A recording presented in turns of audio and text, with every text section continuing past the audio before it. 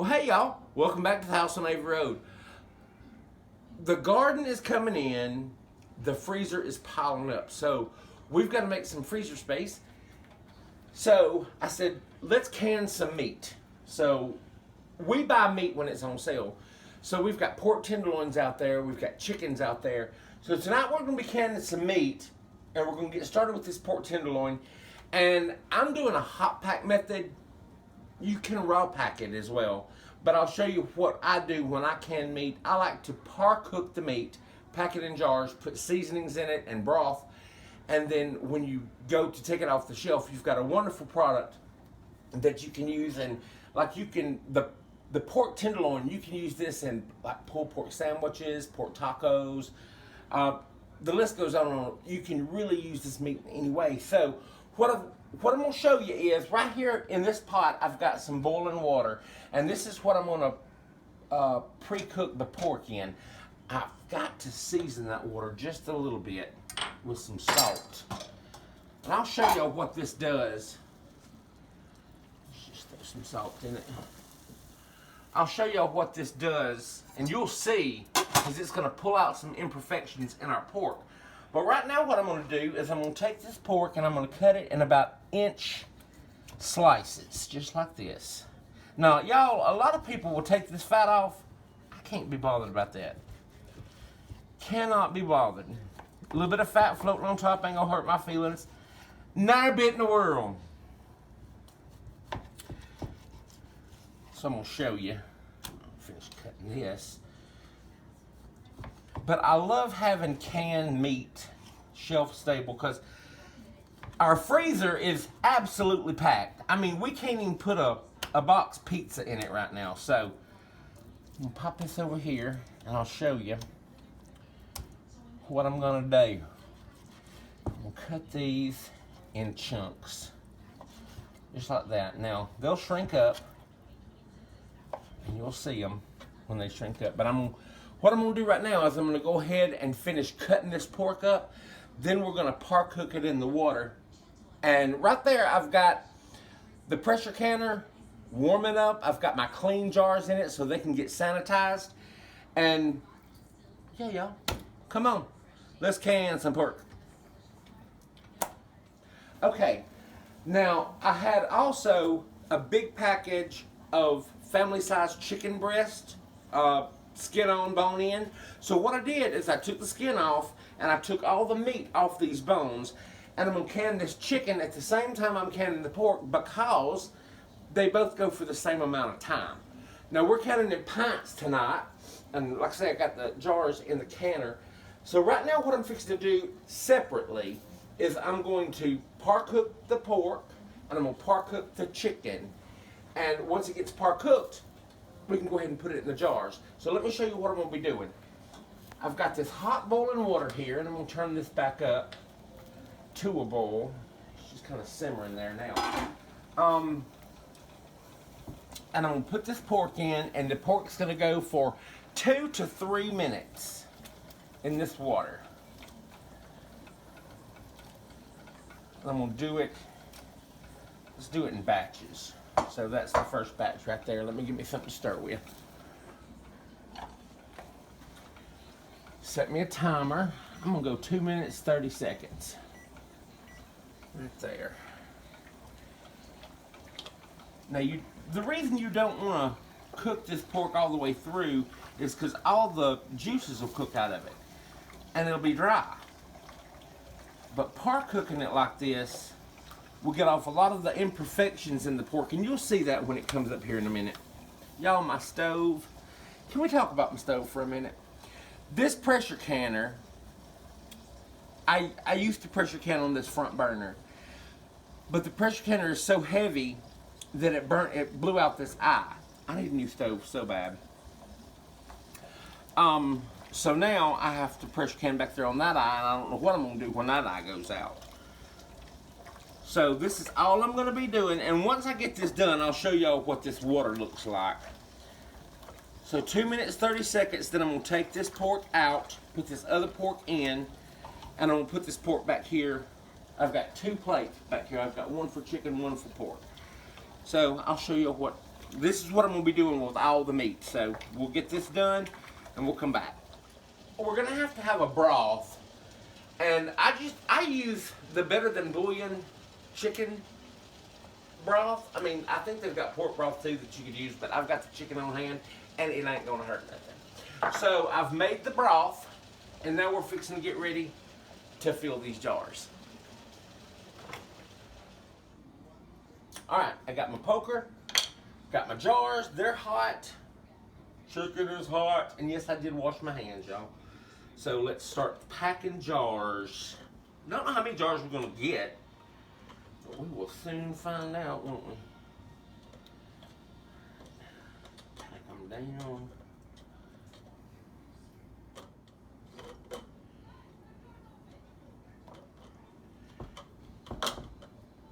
Clean hands, might as well poke with clean hands, right? Okay, I wonder if I got enough for one more jar of chicken. May not have. Nope. What I'm gonna do, see if I can pack some more down in these jars then. I know that jar's hot.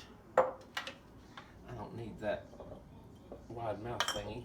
Okay, let's pack some jars.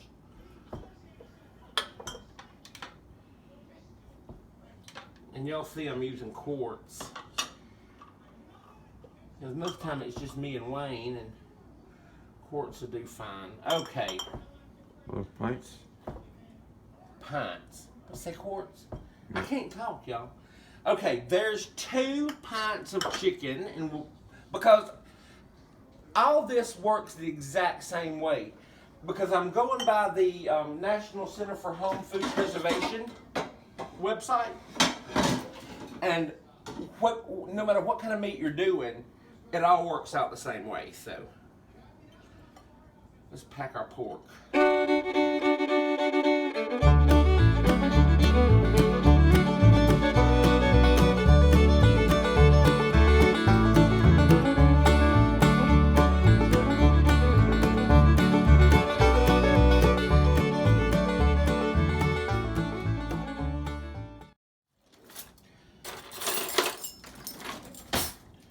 Let's season. Okay, in each jar,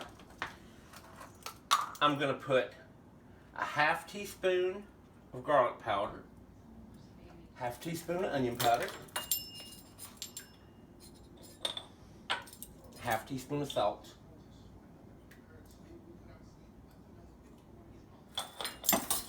now we're gonna take our stock, give it a quick little stir up since it's better than bouillon.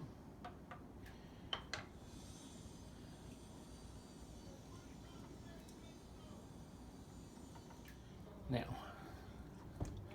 debubble.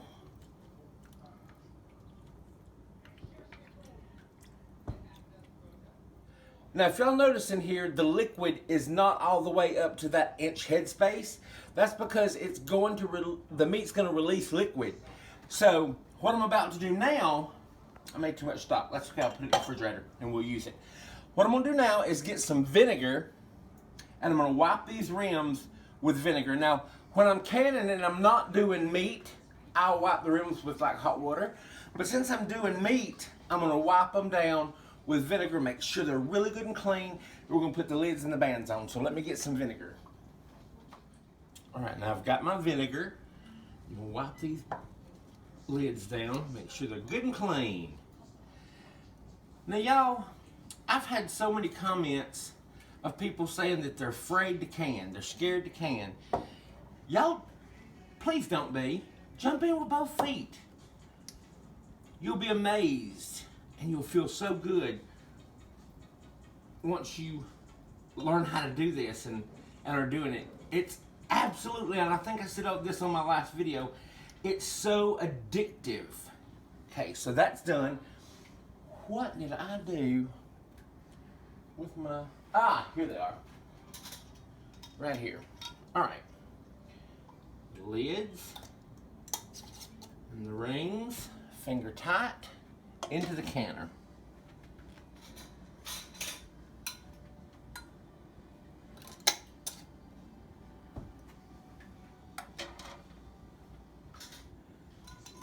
and this is gonna be wonderful in the pantry, just to pull out and have easy meals. I've got a video on how to can bone-in chicken legs and thighs. If y'all want to go back, well, actually I'll link it here in a minute, so y'all can go back and see that. And that stuff is great in like chicken and dumplings, chicken noodle soup, chicken pot pies. Okay, so I've got 5 of those. I'm gonna turn on this canner. I can bring it up to a boil on here, but what I'm gonna do is put it back here. Go ahead and put my lid on it. Let it come up. And now what's gonna happen is, it's gonna take a while to boil. It's like this. It's gonna take a while to boil. Press down, turn this canner around so I can see the dial. Now, this is gonna start boiling. Once it starts boiling, steam's gonna start coming from here. Once that steam comes out of there for 10 minutes, then I'll put the weight on, and I'll bring y'all back when I put the weight on, and we'll talk about it a little bit more. Okay, now it vented for 10 minutes, and then I put the weight on.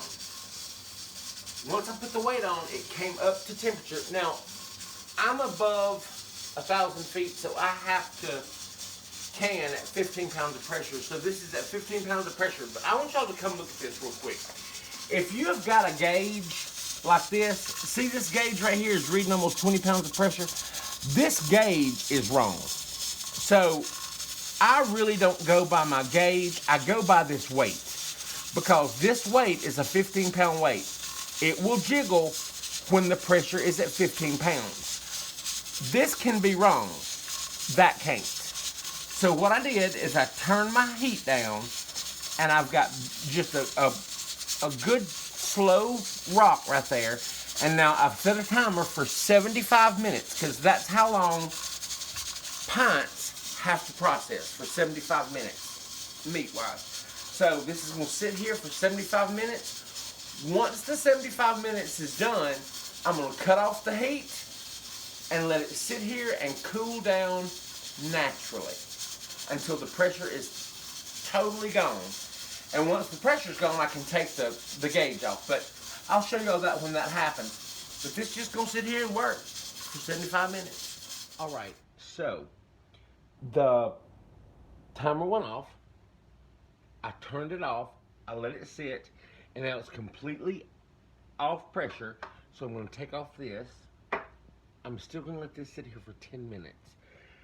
In 10 minutes, I will pop the top, let it sit there for another 10 minutes, gradually coming down, because what we don't want to do is we don't want to siphon off any of that liquid. So that's what I'm doing. So it's just going to take a little time, but we'll show you the final product in just a little bit. All right. Now it's been sitting here cooling down. I'm going to open the lid, and I'm just going to take it off and just sit it on itself and let this sit here for 10 more minutes, because once again, we don't want that siphonage. That's where the pressure changes, the liquid comes out of the jars, and it could compromise the seal. Some siphonage is normal, but you just want to reduce it as much as you possibly can. So let's let this sit here for about 10-15 minutes. This is cooled down. Put this over here. And now we're going to take out our jars. Absolutely gorgeous. That's the chicken.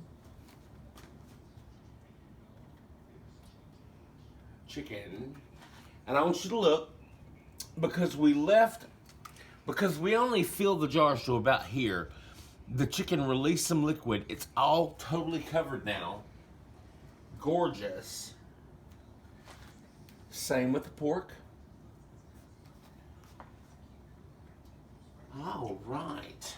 Well, I think this was a good job done. Delicious meals. It's still boiling in there. But I want to thank y'all for tuning in tonight. If you liked the video, give it a thumbs up. Leave a comment in the comment box. Subscribe to the channel. Subscribing is free. And just remember, y'all, canning is so much fun. It is absolutely addictive, very much rewarding, and you can provide your family so much food. So thank y'all so much for watching tonight. I'll talk to y'all later. Bye, y'all.